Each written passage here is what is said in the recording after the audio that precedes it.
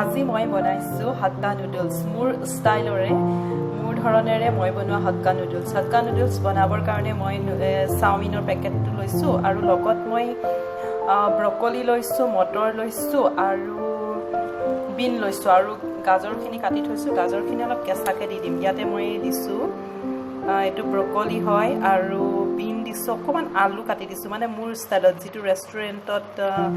আপোনাৰ কেবেজ মানে বন্ধাকবি থাকে আৰু গাজৰ থাকে আৰু কিবা কিবি দিয়ে হেতু মই তেনেকে বনোৱা নাই মই বস্তুখিনি যিখিনি মই ভাল পাওঁ খাই সেইখিনি দিছো ব্ৰকলি দিছো বিন এটো কেঁচা মটৰটো দিছো আৰু বিন দিছো এখিনি বইল কৰি আছো বইল কৰাৰ পিছত মই আপোনাক এইখিনি কেনেকে বনাই মই সেইখিনি দেখাই আছো মেগিখিনি বইল কৰাৰ পিছত মই এনেকে সেকনিত চেকি ললো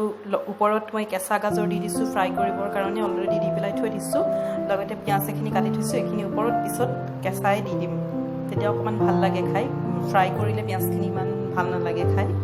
আৰু লগত মই এটো থৈছো ইয়াতে মই টমেটো কেচাপ এটো দিছো আৰু এটা সয়া সসটো অন্নপূৰ্ণা ৰাখিছো আৰু টমেটো কেচাপটো মেগিৰ ৰাখিছো আৰু লগতে এটা অকমান জ্বলা হ'বৰ কাৰণে হাক্কা নুডলছ মছলাটো দিছো যেটো নেকি টমেটো সস আৰু কেচাপটো নিদিলেও হয় এটো যেটি লিকুইড কৰি দিয়া হয় মই তেনেকে দিয়া নাই এই দুটা বস্তু মই দিছো কেচাপটো আৰু সয়া সসটো আৰু লগতে মই হাক্কা নুডলছটো অকমান জ্বলা হ'বৰ কাৰণে ওপৰত ছটিয়াই দিও মানে পাউডাৰ টাইপত লিকুইড টাইপত নিদিও মানে তো মই এনেকে বনাম এতিয়া এখন কেৰাহীত অকমান তেল দিলো ৰিফাইন অইল দিছো ৰিফাইন অইল দিয়াৰ পিছত চাওমিনখিনি দিছো এইখিনি মই ভাজি আছো ইয়াতে মই অকমান সয়া সস দিলো আৰু নিমখ দিছো ইয়ালৈকে টমেটো কেচাপটো দিয়া নাই টমেটো কেচাপটো অকমান দেৰিকে দিম এইখিনি মই ভাজি আছো মোৰ কেৰাহীখনত তলতে এখন কেৰাহী ল'ব নালাগিছিল এখন নন ষ্টিকৰ কেৰাহীখন ল'ব লাগিছিল অকণ প্ৰব্লেম হৈ গৈছে কেৰাহীখন লাগি গৈছে এতিয়া যিহেতুকে খবৰ হৈছে আৰু মই খোৱাৰ আগে আগে মই কাটি থোৱা